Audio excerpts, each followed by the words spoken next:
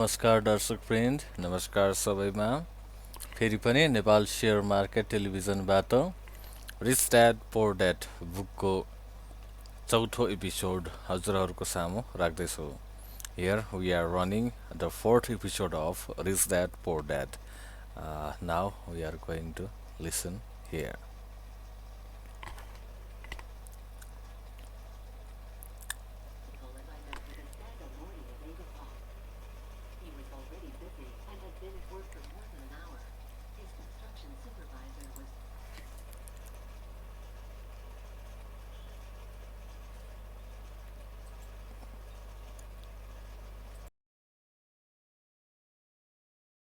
Michael and I met with his dad that morning at 8 o'clock. He was already busy and had been at work for more than an hour. His construction supervisor was just leaving in his pickup truck as I walked up to his simple, small and tidy home. Mike met me at the door. "Dad's on the phone," and he said to wait on the back porch, Mike said as he opened the door. The old wooden floor creaked as I stepped across.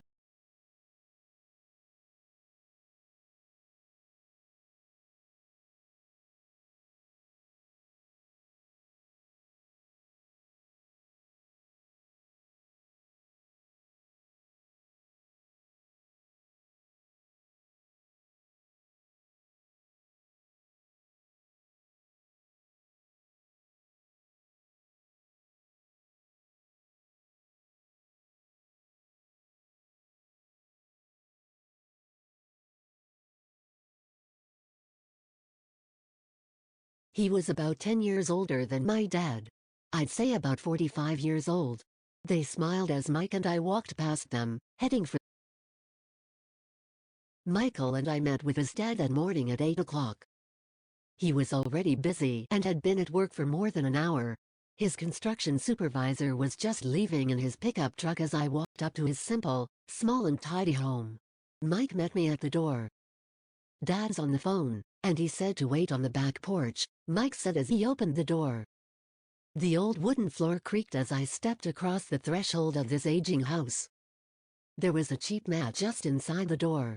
The mat was there to hide the years of wear from countless footsteps that the floor had supported. Although clean, it needed to be replaced. I felt claustrophobic as I entered the narrow living room, which was filled with old musty overstuffed furniture that today would be collector's items. Sitting on the couch were two women, a little older than my mom. Across from the women sat a man in workman's clothes. He wore khaki slacks and a khaki shirt, neatly pressed but without starch, and polished workbooks. He was about 10 years older than my dad. I'd say about 45 years old.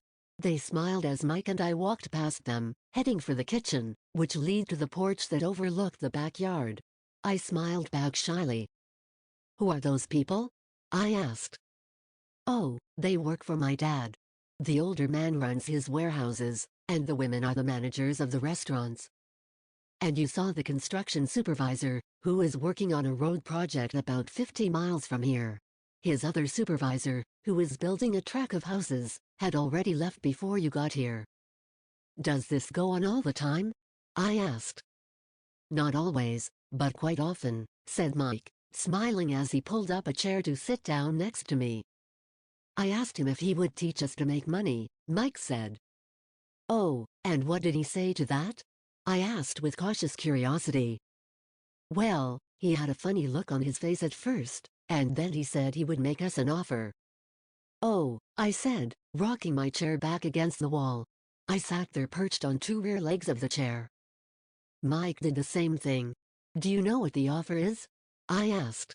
"No, but we'll soon find out." Suddenly, Mike's dad burst through the rickety screen door and onto the porch. Mike and I jumped to our feet, not out of respect but because we were startled. "Ready, boys?" Mike's dad asked as he pulled up a chair to sit down with us. We nodded our heads as we pulled our chairs away from the wall to sit in front of him. He was a big man, about 6 feet tall and 200 pounds.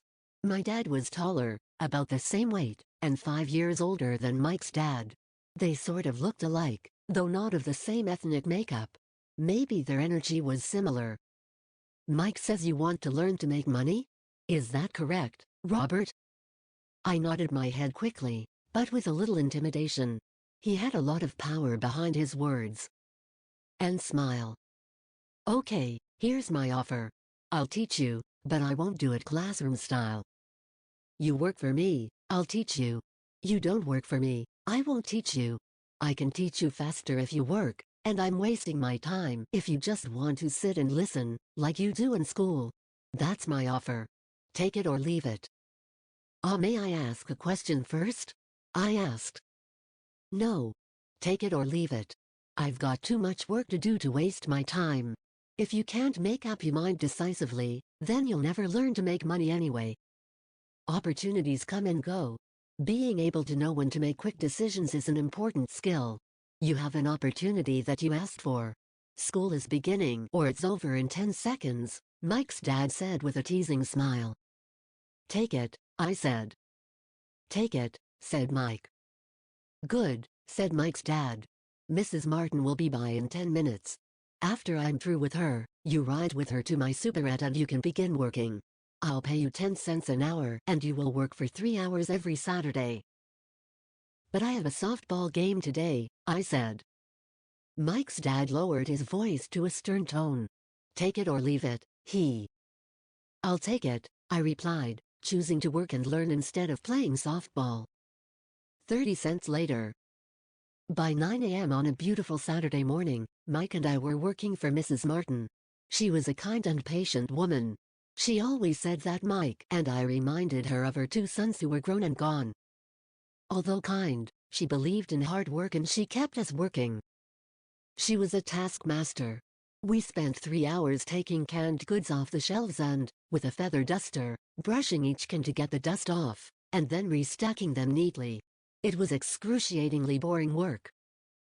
Mike's dad, whom I call my rich dad, owned 9 of these little superettes with large parking lots. They were the early version of the 7-Eleven convenience stores.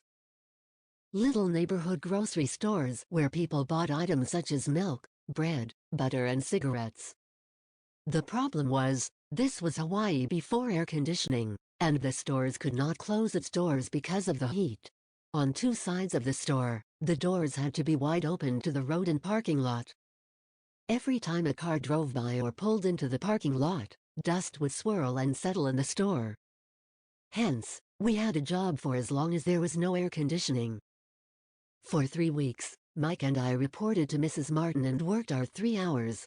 By noon, our work was over, and she dropped 3 little dimes in each of our hands. Now, even at the age of 9 in the mid-1950s, 30 cents was not too exciting. Comic books cost 10 cents back then, so I usually spent my money on comic books and went home. By Wednesday of the 4th week, I was ready to quit. I had agreed to work only because I wanted to learn to make money from Mike's dad, and now I was a slave for 10 cents an hour. On top of that, I had not seen Mike's dad since that first Saturday. I'm quitting, I told Mike at lunchtime. The school lunch was miserable. School was boring, and now I did not even have my Saturdays to look forward to. But it was the 30 cents that really got to me. This time Mike smiled. What are you laughing at? I asked with anger and frustration. Dad said this would happen. He said to meet with him when you were ready to quit. What? I said indignantly. He's been waiting for me to get fed up? Sort of, Mike said. Dad's kind of different. He teaches differently from your dad. Your mom and dad lecture a lot. My dad is quiet and a man of few words. You just wait till this Saturday. I'll tell him you're ready. You mean I've been set up? No, not really, but maybe. Dad will explain on Saturday. Waiting in line on Saturday. I was ready to face him and I was prepared. Even my real dad was angry with him. My real dad, the one I call the poor one, thought that my rich dad was violating child labor laws and should be investigated. My educated poor dad told me to demand what I deserve. At least 25 cents an hour. My poor dad told me that if I did not get a raise, I was to quit immediately. You don't need that damn job anyway, said my poor dad with indignity. At 8 o'clock Saturday morning, I was going through the same rickety door of Mike's house. Take a seat and wait in line, Mike's dad said as I entered. He turned and disappeared into his little office next to a bedroom. I looked around the room and did not see Mike anywhere. Feeling awkward, I cautiously sat down next to the same two women who were there 4 weeks earlier. They smiled and slid across the couch to make room for me. 45 minutes went by, and I was steaming. The two women had met with him and left 30 minutes earlier. An older gentleman was in there for 20 minutes and was also gone. The house was empty, and I sat out in his musty dark living room on a beautiful sunny Hawaiian day, waiting to talk to a cheapskate who exploited children. I could hear him rustling around the office, talking on the phone, and ignoring me. I was now ready to walk out, but for some reason I stayed. Finally, 15 minutes later, at exactly 9 o'clock, Rich Dad walked out of his office, said nothing, and signaled with his hand for me to enter his dingy office. "I understand you want a raise or you're going to quit," Rich Dad said as he swiveled in his office chair. "Well, you're not keeping your end of the bargain," I blurted out nearly in tears. It was really frightening for a 9-year-old boy to confront a grown-up. "You said that you would teach me if I worked for you. Well, I've worked for you. I've worked hard. I've given up my baseball games to work for you. And you don't keep your word. You haven't taught me anything. You are a crook like everyone in town thinks you are. You're greedy. You want all the money and don't take care of your employees. You make me wait and don't show me any respect. I'm only a little boy, and I deserve to be treated better." Rich Dad rocked back in his swivel chair, hands up to his chin, somewhat staring at me. It was like he was studying me. "Not bad," he said. "In less than a month, you sound like most of my employees." "What?" I asked. Not understanding what he was saying, I continued with my grievance. "I thought you were going to keep your end of the bargain and teach me. Instead you want to torture me? That's cruel. That's really cruel." "I am teaching you," Rich Dad said quietly. "What have you taught me?" "Nothing," I said angrily. "You haven't even talked to me once since I agreed to work for peanuts. 10 cents an hour. Huh. I should notify the government about you. We have child labor laws, you know. My dad works for the government, you know." "Wow," said Rich Dad. "Now you sound just like most of the people who used to work for me. People I've either fired or they've quit." "So what do you have to say?" I demanded, feeling pretty brave for a little kid. "You lied to me. I've worked for you, and you have not kept your word. You haven't taught me anything." "How do you know that I've not taught you anything?" asked Rich Dad calmly. "Well, you've never talked to me. I've worked for 3 weeks, and you have not taught me anything," I said with a pout. "Does teaching mean talking or a lecture?" Rich Dad asked. "Well, yes," I replied. "That's how they teach you in school," he said smiling. "But that is not how life teaches you, and I would say that life is the best teacher of all. Most of the time, life does not talk to you. It just sort of pushes you around. Each push is life saying, 'Wake up. There's something I want you to learn.'" "What is this man talking about?" I asked myself silently. Life pushing me around was life talking to me? Now I knew I had to quit my job. I was talking to someone who needed to be locked up. If you learn life's lessons, you will do well. If not, life will just continue to push you around. People do two things. Some just let life push them around. Others get angry and push back. But they push back against their boss, or their job, or their husband or wife. They do not know it's life that's pushing. I had no idea what he was talking about. Life pushes all of us around. Some give up. Others fight. A few learn the lesson and move on. They welcome life pushing them around. To these few people, it means they need and want to learn something. They learn and move on. Most quit, and a few like you fight. Rich Dad stood and shut the creaky old wooden window that needed repair. If you learn this lesson, you will grow into a wise, wealthy and happy young man. If you don't, you will spend your life blaming a job, low pay or your boss for your problems. You'll live life hoping for that big break that will solve all your money problems. Rich Dad looked over at me to see if I was still listening. His eyes met mine. We stared at each other, streams of communication going between us through our eyes. Finally, I pulled away once I had absorbed his last message. I knew he was right. I was blaming him, and I did ask to learn. I was fighting. Rich Dad continued. Or if you're the kind of person who has no guts, you just give up every time life pushes you. If you're that kind of person, you'll live all your life playing it safe, doing the right things, saving yourself for some event that never happens. Then, you die a boring old man. You'll have lots of friends who really like you because you were such a nice hardworking guy. You spent a life playing it safe, doing the right things.